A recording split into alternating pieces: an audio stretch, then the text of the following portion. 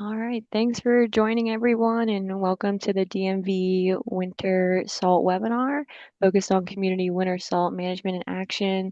We're glad you joined us today and we're just going to get started in about 2 more minutes. We're just going to let a few more people trickle in and get started right at 1 p.m. But until then, just hold tight and we'll get started soon.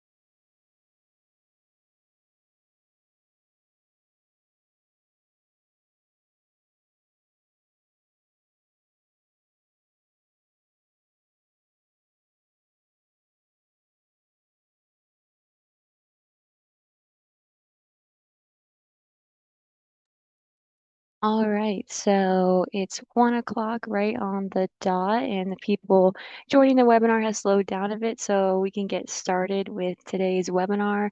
Again, just want to welcome everybody to the DMV Winter Salt webinar focused on community winter salt management and action. We're glad you've joined us here today, and I see we already have a question about if the webinar will be recorded and sent out to everybody, and the answer is yes, we're recording the webinar, and we will make sure to send it out after today's webinar is done. So to get started, just wanted to start off by saying the DMV Winter Salt webinars have been organized this year by the DMV Winter Salt Planning Group, which includes the following organizations: Northern Virginia Regional Commission, Interstate Commission on the Potomac River Basin, Isaac Walton League, Fairfax County Government, Arlington County Government, and Maryland Department of the Environment. On Wednesday, we heard from Rebecca Murphy from the Northern Virginia Regional Commission and Renee Barasa for the Interstate Commission on the Potomac River Basin about the impacts of winter salt on the environment and how it is affecting our region. They also shared the meaningful steps you can take at home to be winter salt smart. And then today we will focus on community winter salt management in action. And we'll hear from Ben Rhodes from Reston Association and Janine Pollock from Columbia Association on the ways their communities have incorporated smart salting practices into preparing their community for the winter season while still managing their community's winter salt use. And these webinars have definitely been very timely this week, given the upcoming forecast we have for this weekend's winter storm. And similar to Wednesday's webinar, please feel free to put any questions you may have in the chat box. We should have a few minutes at the end for Q&A. And also, just like Wednesday's webinars, 2 attendees from today's webinar will also have the chance to win a free sidewalk ice scraper. So stick around until the end to find out if it's your lucky day. All right, and just a reminder that next week is National Winter Salt Week, starting on Monday, January 26th, and then ending on Friday, January 30th. Our DMV Winter Salt webinars this week are just sneak previews of what more lies ahead next week. There will be daily webinars every day next week on various winter salt topics from presenters across the country to celebrate National Winter Salt Week. And you can learn more and sign up for those webinars at wintersaltweek.org. All right, and now it's time to introduce today's speaker for our webinar. So just starting from the left with myself, my name is Cameron Arnstein, and I'm a Natural Resources Planner at Maryland Department of the Environment in the Water and Science Administration's Watershed Protection, Restoration, and Planning Program. Moving along to the right on your screen, our second speaker is Ben Rhodes, and Ben is the Watershed and Natural Resources Manager for the Reston Association, serving the 21,500 household community by taking care of its 4 lakes and over 1,000 acres of open space. He serves as a member of the City of Fairfax's Environmental Sustainability Committee and volunteers extensively with the North American Lakes Management Society. Our third speaker, furthest to the right on your screen, is Janine Pollock. Janine is Columbia Association's watershed manager, coming on board in September of 2025. A longtime resident of Columbia, she is excited for this new role to oversee the waterways under Columbia Association's care, including 3 lakes, 52 ponds, and more than 100 miles of stream length. So thank you both to Janine and Ben for presenting at today's webinar. They have a ton of great information in store for us. Alrighty, and I'm now going to pass it off to Ben here to walk us through Reston Association's Community Winter Salt Management in Action. Take it away, Ben. Howdy, folks. Thanks so much for having me today, Cameron, and to our other hosts, and looking forward to speaking with you all today. So this is just a bit about how Reston Association thinks about salt as a large-scale homeowners association. So, Cameron, we can go to the first slide. Just a bit of background. Cameron touched on some of this in my intro, but Reston Association is a large-scale homeowners association, over 21,000 households, over 60,000 residents. And we're situated in Fairfax County in Northern Virginia. So we are in Fairfax County. Our emergency services, stormwater services, everything is handled by the county, but we get to handle all of the fun homeowners administration, homeowners association administration, Parks and Rec functions and natural resource functions. I realize this is not quite correct, but we have nearly 200 sub-associations. It's hard to keep track of them all within Reston Association, ranging from single-family detached home, kind of mini HOAs to townhome communities with their own parking lots and condominium associations and apartment buildings. We have three main staff departments that interface with the public: our Parks and Rec and Maintenance Department, our Environmental Department that I head up, and our Covenants Department, which handles our kind of classic HOA, ticketed for your siding sort of functions. So go ahead to the next slide. So Reston, as an association, we have certain benefits over other sort of classic, municipalities and other groups that have and nonprofits that have sort of environmental functions, and that, folks see us as a community leader. We're relatively flexible. When Reston Association was initially formed in the early 60s, Reston was a planned community with a strong environmental focus, and that maintains down to today. And we maintain a really close connection with our residents. Of course, there's challenges that come with being a homeowners association, as anyone who lives in one or is on the internet knows. We balance these things every day. One of those key ones that I want to focus here is the ever-changing stakeholders. With over 100 sub-associations, those boards of those sub-associations are constantly changing their property management companies and so forth. So, constantly having to keep up, and so the name of the game becomes outreach and education. So go ahead to the next slide. So here's an overview of Reston. You can see all of our perennial water resources there. Um, you can see down the spine of the middle of Reston, you don't see any perennial streams, and that's because Reston's the headwaters of a couple of um, large watersheds in Fairfax County, and those headwaters have been impounded to create our four lakes. So we feel a pretty strong need to be good stewards of our watersheds in the headwaters areas where we that we're taking care of, and particularly to make sure that we're keeping our lake resources healthy for our residents. So you can go to the next slide. So we like to lead by example. Reston Association, you can see our bombardiers there in the background behind Ali, our maintenance manager there. And we have to prepare for snow and ice every year, like we're doing right now. We have a fleet of these bombs that clear our 55 miles of pathways without any salt or sand. just scrape them down to pavement and let the sun do the rest. And then in our parking lots for community buildings, we don't own any roadways or residential parking lots, but for some of our community buildings like pools and um, uh, other community spaces, we will use some sand to improve traction. And then inaccessible areas to our bombardier machines, we'll use hand crews will apply a sand salt mix by hand to improve traction and get some snow melt, especially in sandier or shadier areas. Go ahead to the next slide. So like I was saying before, we like to lead by example, and then outreach is the rest of the mission here. And we try to get our message out as well as we can, coordinating that message with NVRC. Rebecca's on the call here, and with Fairfax County to make sure our residents have some good information.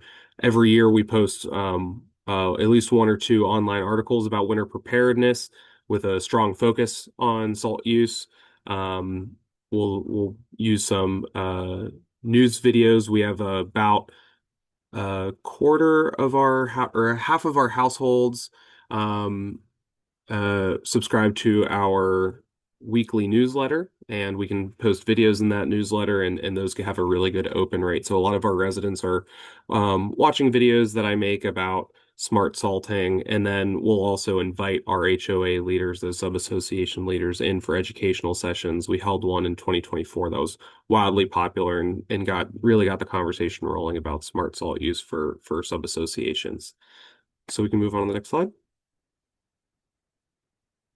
This is just an example of one of our videos there. So yeah, go check out the Reston Association YouTube if you want to share any of those around or get some inspiration. Go to the next slide. And so I had mentioned that uh, session we held for HOA leaders, we really try to focus our message towards those sub-association leaders in Reston Association, because those are the folks who are managing contracts for landscaping companies for winter uh, ice removal, snow management, etc. We really try to focus on the costs of oversalting to those sub-associations. They have relatively tight budgets. They manage their own budgets. And so we talk about, the harm of excess salting on pavement surfaces and landscaping, because those folks are really thinking about, how that might impact their uh, long-term investments they've made as a community. Go to the next slide. Another message we like to focus on is how those individuals in those sub-associations or just everyday homeowners in Reston Association can make a difference. And so some of that is trying to make sure that they know that smart salting really does make a huge difference. So using those messaging resources from NVRC is really important to us at Reston Association, Fairfax County as well, and just making sure that folks know that they should be feel empowered to be in control of their contracts. It's something that we're really struggling with right now and looking forward to more engagement regionally on here in Northern Virginia is how might HOA leaders really feel in control of their contracts with their landscapers to get the kind of smart salting that they want, both from a cost efficiency standpoint, but also from an environmental perspective. Go ahead to the next slide. So the last way that we take action in Reston on the issue of salt pollution is we participate in the Isaac Walton League's Salt Watch program, and we've been doing this for a number of years now. We've taken a whole lot of samples, and we have a lot of fun with this program with our dedicated volunteers, really trying to find where our hot spots are for salting. If we go to the next slide, we can see that we're starting to try to look at our each of our individual watersheds at a sub watershed scale for chloride pollution, and really try to understand what the drivers of that chloride pollution are from a impervious surface perspective. What are the sources and how can we how can we engage in those sub watersheds and thinking about those sub watersheds as communities. Next slide.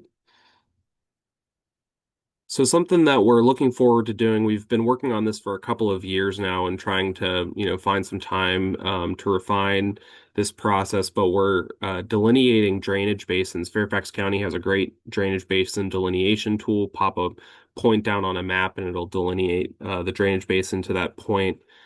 So we're looking at our salt watch locations, delineating the drainage basins at those locations, and then hoping over a couple of years if we find a couple of sites that have an outsized impact, trying to hone our education efforts into those individual communities, especially if they are represented by a sub-association that we can engage with.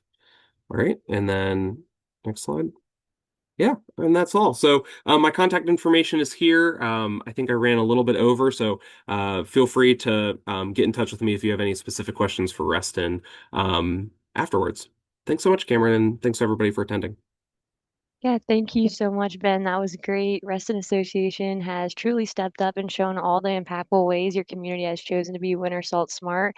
And with that, we'll hold questions until the end just for the sake of time. But just want to remind everybody you can keep putting any questions you may have in the chat box, and we should have time at the end to get to them. Alrighty, and so moving right along, next up is Janine, and she will tell us all about Columbia Association's Community Winter Salt Management in Action. And so with that, take it away, Janine. All right. Thank you, Cameron. Thank you, Ben, also for nice introduction on HOAs. Next slide, please, Cameron. So much like Reston Association, Columbia Association is an HOA, but more than an HOA, we are really a nonprofit community services organization.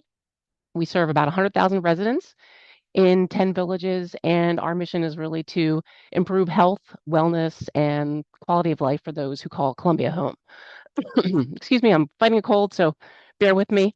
Um, we have many departments. Sustainability is where I fall under, but we have capital improvements, open space, communications, sports and fitness aquatics. So we're very much like a county, except we don't have those essential services, no fire, no police. We get to do all the fun stuff, really. We operate and maintain over 60 community facilities.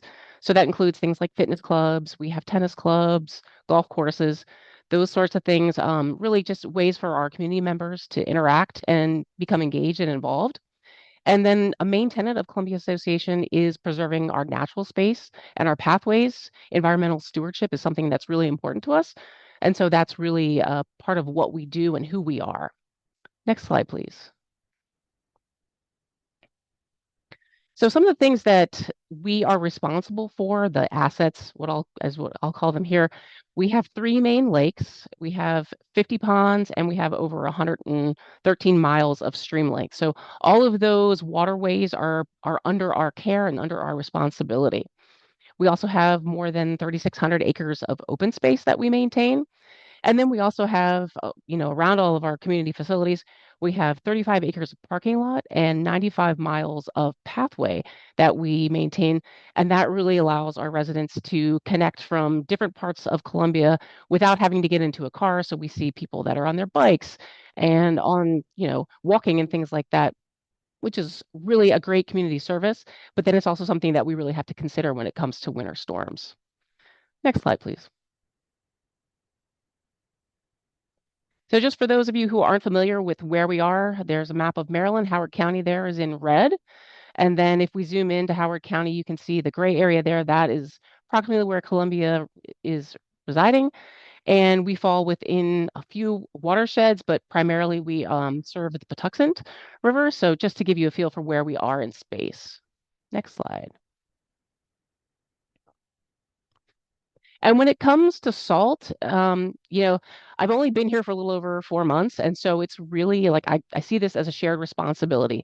Obviously, it's our internal staff as we're out there and maintaining those parking lots and those pathways. We have a responsibility to be smart about how we're taking care of our winter salt practices. But then we fall within the greater Howard County. So, like, how do we interact with them? And then, of course, our residents, because everybody that's here, they have sidewalks, they have driveways. How do they maintain those areas? And then something that I know is a big portion, but I really haven't had time to focus on this year is those larger property managers and HOAs.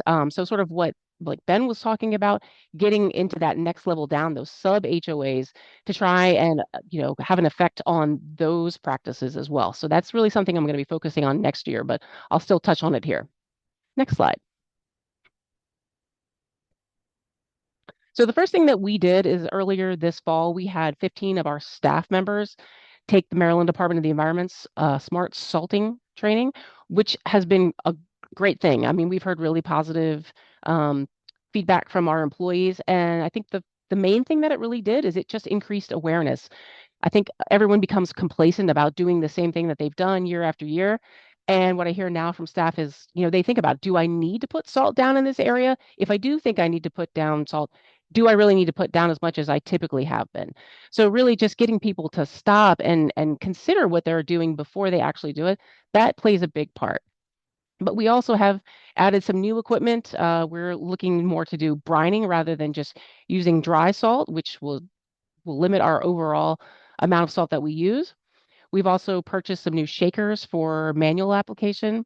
And then a really big thing is improving the calibration of our equipment. So we want to make sure that as we're out there with our trucks and our spreaders, that we're actually putting the right amount down. And so this training has really helped our staff quite a bit. And in the future years, we plan to have even more of our staff take this because we found it to be so important. Next slide. So as I mentioned, we're in Howard County, and we really do share a lot of the same areas. So some of our pathways, we actually do share the maintenance requirements for that. So, you know, being on the same page and making sure that we are talking to each other and know what each other is doing is really important. Of course, all of the roads that run through Columbia, those are primarily under the county's guidance. And so making sure that we don't have excessive amounts of salt going down on the roads because those will eventually run into the streams and the lakes that we are maintaining. And so Howard County, the same time as we did, they actually also got MDE smart salting trained, which is fantastic. And we recently, this past summer, we signed an MOU that, among other environmental responsibilities and guidelines, it called out salt reduction. So that's something that we're going to be working on together in the future. Next slide. And the one thing that I have really been able to focus on with this with the salt campaign thus far is really talking to the residents. So like I said, we have all of these great fitness centers and tennis clubs and things like that where our residents are naturally uh, meeting and talking to each other. And so I've been going out to those locations, just interacting with residents. We got these salt smart mugs, so it's a 12-ounce mug. And I've been going out and telling residents, fill this with salt, and this covers 10 sidewalk squares or 20 feet of a single lane driveway. And the reaction that I typically get is, oh, I didn't know that. I'm definitely using way too much salt. And I've really gotten a lot of positive feedback from residents. They want to do the right thing. They just most of the time don't know what the right thing is. So just trying to get that message out by going out, like I said, and tabling. We also have a really great social media team. So I've done a few videos and we've put those out on Instagram and Facebook, trying to get the message out to different venues. And then, of course, some of the more traditional ways, such as like newsletters. We have 10 villages here in Columbia. And so getting that word out that way as well, just any way that we can get the message out to our residents. Next slide. And another way that our residents really help us out is that we've got a very active, very engaged community that really like to help us out with a lot of our environmental endeavors. So we have one program that we have is stream waders, and you can see from the chart on the left that we have some sites that go back as far as 2016 where we have data.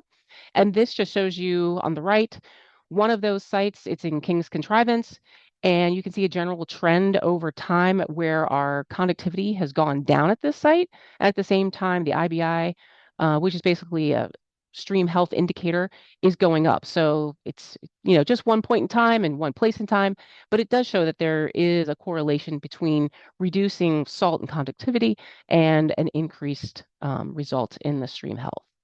Next slide.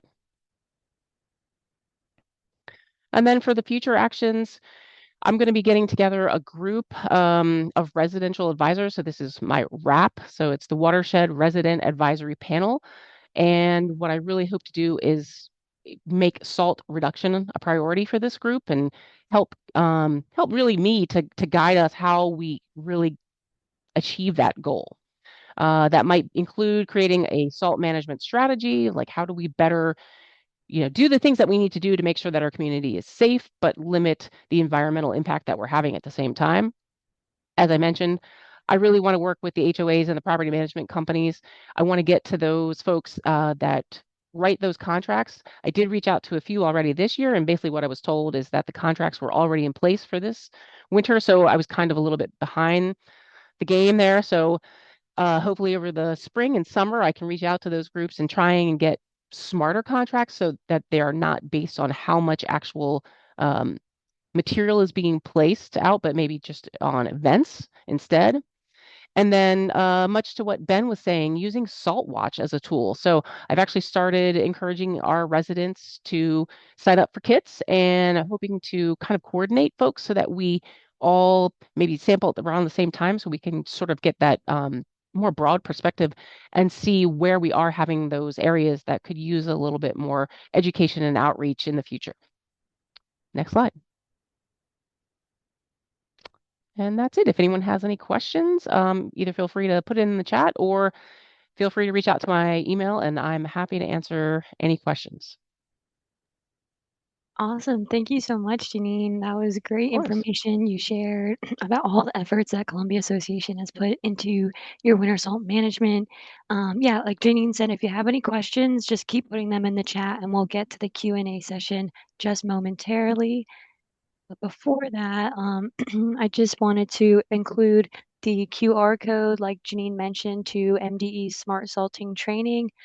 So if you scan the QR code on this screen, it will take you to our webpage where you can sign up for the interest list to be notified about the next time we offer the training. And it will also take you to the webpage where you can download the training manual that you see on your screen for free. If you're interested, it's a great resource and has a ton of information in it that's very helpful. And I also listed my email on the bottom of the screen as well in case anybody would like to reach out to me about the training. Happy to talk about it with anybody. And again, just want to remind everybody that next week is National Winter Salt Week, starting Monday and ending Friday. And, these are just sneak previews that we had this week, but there is a ton more that lies ahead next week. And you can learn more and register for the free webinars at wintersaltweek.org. Also wanted to mention that there will be a Winter Salt Week open house at the Isaac Walton League of America on Saturday, January 31st from 10 a.m. to 1 p.m. and it'll be held at Isaac Walton League's headquarters in Gaithersburg, Maryland. So if you're interested, you can attend in person to learn more about winter salt impacts and solutions from various organizations across our DMV region. And now, before the Q&A, just want to make sure we get to the raffle. Two lucky winners will receive a 32-inch DeWalt carbon steel blade ice scraper. So these raffle prizes were generously provided by another organization involved in the planning of these webinars, Interstate Commission on the Potomac River Basin. So thank you to Renee Barasa and ICPRB for generously providing these raffle prizes. And the selected winners can actually contact Renee after the webinar. I put her email at the bottom of the screen and she will get back to you with the details on how to claim your prize. But drum roll, please. Rebecca, can you please reveal today's two lucky winners? Yes, randomly selected from the attendee list. Congrats to Heather Allen and then let's see, Mitchell Masser. Please email Renee to pick up your ice scraper. It's a shame you wouldn't have them in time for this weekend, but you'll be ready for the next storm, hopefully sometime later in the winter. And with that, Cameron, do you want me to hop over to Q&A? Yep, sounds great. So yeah, any Perfect. questions we got for Ben or Janine? Yeah, and I know that we are a little bit close to time, but hopefully we can stay on a little bit after 1:30. And again, their emails are there if we don't get to your questions as well. So kicking it off with a question to Ben and the Reston Association salt watch activities. What time of year are the water samples collected? Yeah, that's a great question. We typically collect water samples. Um, as soon as we start getting some freezing weather, we'll start doing the outreach to our Salt Watch volunteers and the wider Reston community. Hopefully, getting some sort of baseline winter samples before any salt is applied to roads. And then when we have large storms like we have this weekend, we send an email out to all of our volunteers to ask them to please sample after the storm as well. So we follow basically following the guidance of Isaac Walton Lake. Perfect. Thanks, Ben. I'm going to combine the next two questions because they're kind of similar, but essentially asking for anybody here, what do you think is some of the lowest hanging fruit for HOAs who are looking to change their contracts? So any elements that you might think about and maybe what to request within those contractors or landscapers who salt in your community?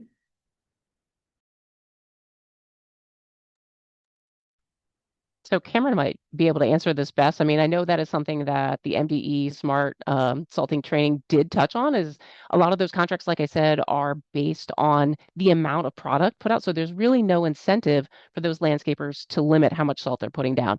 So it's kind of like a shift in how you think about it, rather than per pound of salt. Let's do it per storm event instead. So again, that's the MDE training. I don't know, Cameron, if you want to add on to that. Yeah, that was great. And yeah, a huge piece of it too, like Janine was mentioning, is like really just communicating between the client and the applicator, like just what the level of service expectations are. So you're both on the same page. And then when you have it in that written document, it's agreed upon. So it's a big just like conversation starter about like what the level of service should look like and what the right amount of material, whether that be salt, looks like to both parties. Perfect. And did you have anything else to add to it? Or Nope, I was just I going to see a head say nod. ditto. Yep. Okay. While on this topic, I will give a plug to Isaac Walton League of America. They do host contract trainings. They hosted one last year with a recording available, and I believe they'll be hosting another one this year. So keep an eye out for those. A ton of really good information within those webinars. We'll try to hit maybe one or two more questions.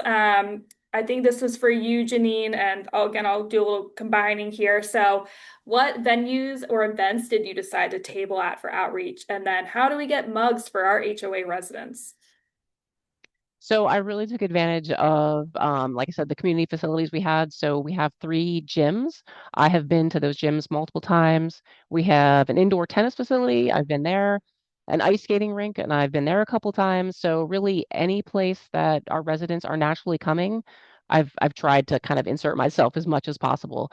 And like I said, I've only gotten positive feedback. Really, the community is very appreciative of the work that we are doing to try and limit the amount of salt. So it's been great. As for mugs, yeah, I that was one of the things we are part of the working group here, and somebody in Howard County had ordered mugs, and so I kind of used that as an idea, and we had our CA branded mugs produced, and the residents have loved those, coming out for them and really enjoying them. So uh, hit me up with an email if you need mugs. Um, with that, I think there were one or two other questions, but I think they could be emailed to our speakers for a little bit more elaboration. So we'll go ahead and stop it there. I'm going to stop recording.